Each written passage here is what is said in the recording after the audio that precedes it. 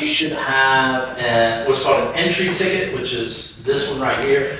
And this one is me, I'm trying to kind of survey you to see if, we already identified one area where I sort of screwed up a little bit on that assignment. So I want to be able to get that right next time, so that's kind of my fault. And I mean, one of the things that I'm doing this year is I'm using different materials to try to make assignments better. So this entry ticket, I'm just asking you, we went over that story, we briefly went over the assignment in class, you did the assignment, you turned it in, so what about that was, what part of the last class helped the most or the least to choose, defend, or write the interpretation assignment you had for, I believe for us it was for homework, right? So do you understand what I'm asking you? Like which part of our preparations for that assignment either helped you or didn't help you, helped you the most, helped you the least? You can just write one comment, that's all you have to do. Is just think of one thing kind of in that regard. And then just make it a comment right there.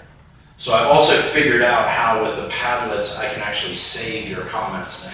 So I can go back and look at it and then adjust it. So take a minute and go ahead and fill that out. And just add it as a comment into the post. Okay, so once we finish that, I see that 4 of you have commented on it. I guess we still got 3 more here. But for those of you who have finished, what you can do is go ahead, this right here is going to be 300 words. It's not that long. It's about the United States and South Korea. And what you're going to do is you're all going to read it, but then together you're going to make one entry as a comment right here about the main idea. Okay. And I'll go ahead, I'll circulate a little bit, but I'll let you guys just do that reading, and then you'll talk to each other and type it out together.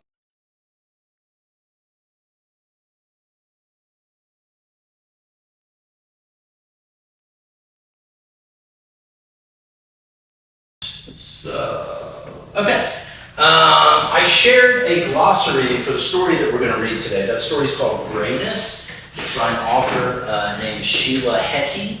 It's pretty good. I think you'll like it. But what I'd like for you to do now is there's 10 words on this glossary.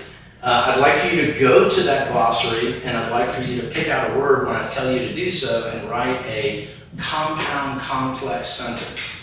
Compound complex sentence is going to have 2 independent clauses and 1 subordinate clause. And I've given you an example here. I went to the grocery and I picked up the laundry before dinner. So we've got independent clause, conjunction, independent clause, and then subordinate clause right there. And I'd like for you to just try to mimic that structure right there. We're just trying to practice this. You don't have to master it right now, but just pick one of those 10 words and put that word in the sentence and write a compound complex sentence. It's a Google document. It's just like all the other glossaries I've shared with you. Grayness by... yeah, exactly. I think it says glossary Grayness, I believe. Yeah, Grayness by Sheila. Sheila Heti. Heti. It's kind of a cool name, I like.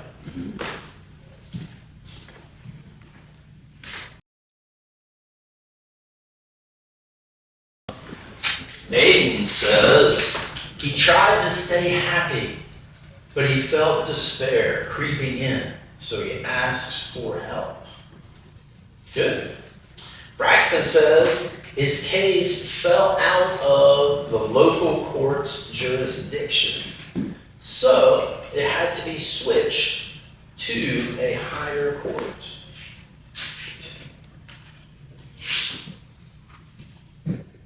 Okay, I guess that's the subordinate right there, to a higher court. Adorable Peacock says, I hate when people litter in the park, but I don't have the jurisdiction to make it legal. Okay, pretty good. So, What I want you to do is read the story, Grayness by Sheila Heti. Just circle the character names and underline important passages. Go ahead and do that individually on the paper copy of the story that I've given you. Yep. They're on your tables.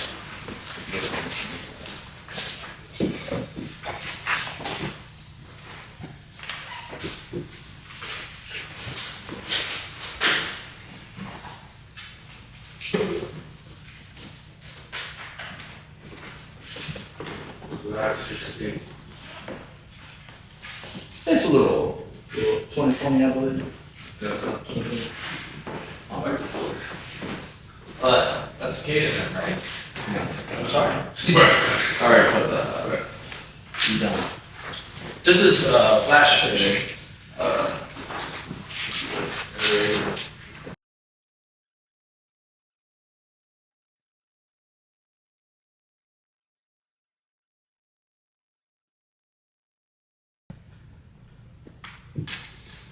And think of a time in U.S. history that is similar to the time of the story. And I know the time of the story is fictional, but the context of it is similar to either, or maybe more than one, the 1860s, the 1940s or 50s, or the 1960s. And you can look online to see kind of why that is. But whatever your answer is, you can just add it as a comment right here while we're waiting for everybody else to finish.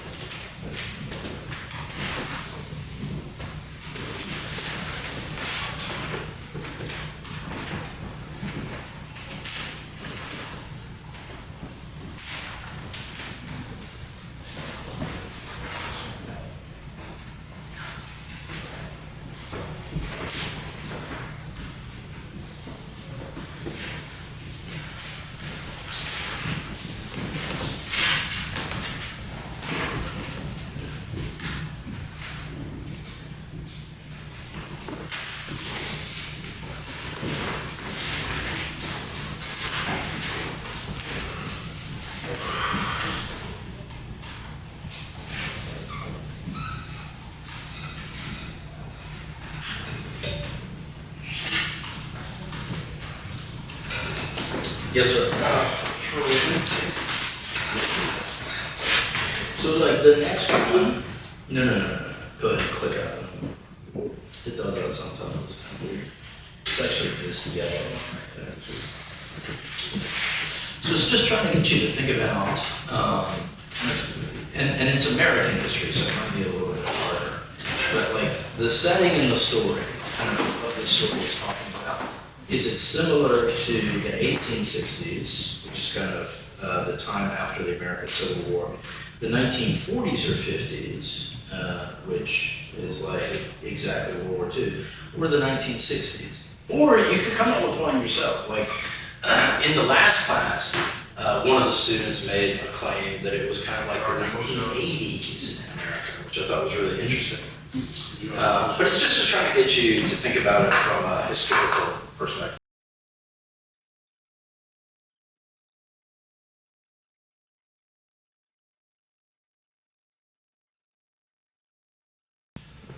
Okay. All right, so they're finishing up level 2, or level 1. Let's go ahead and look at level 2. The first question was, why does the old woman keep the gray space, especially at such great cost?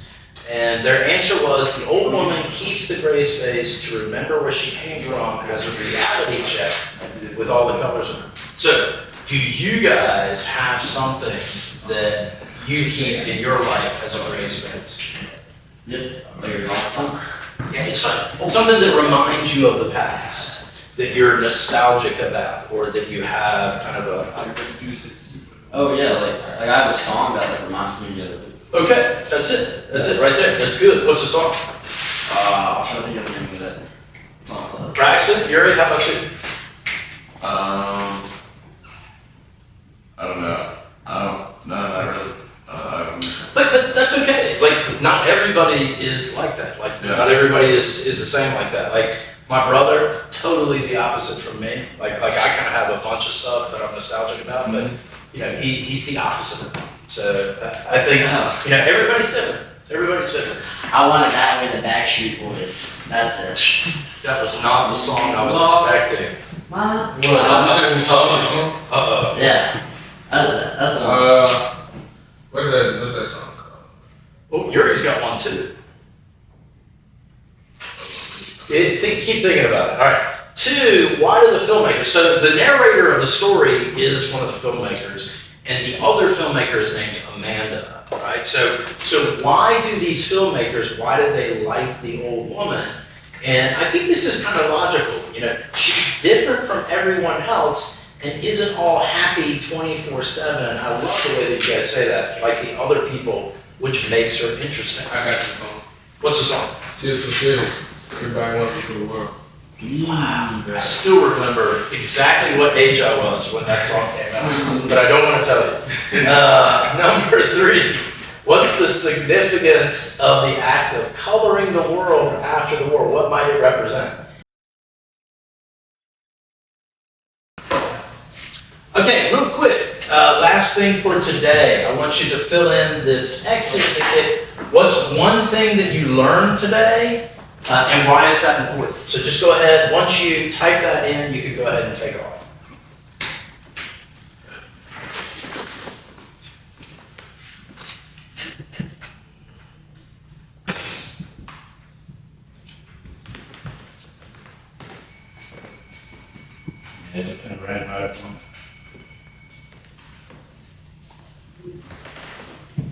Right, and you have no homework tonight. Ooh.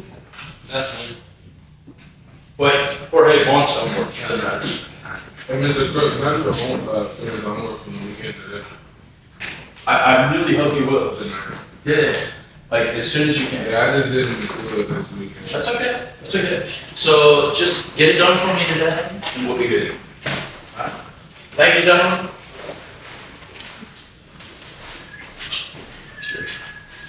I'm not close. And I'm going to be singing that Backstreet Boys song in my head It's in my phone now. all day long. Yeah, put that in your folder. It's my gift to you.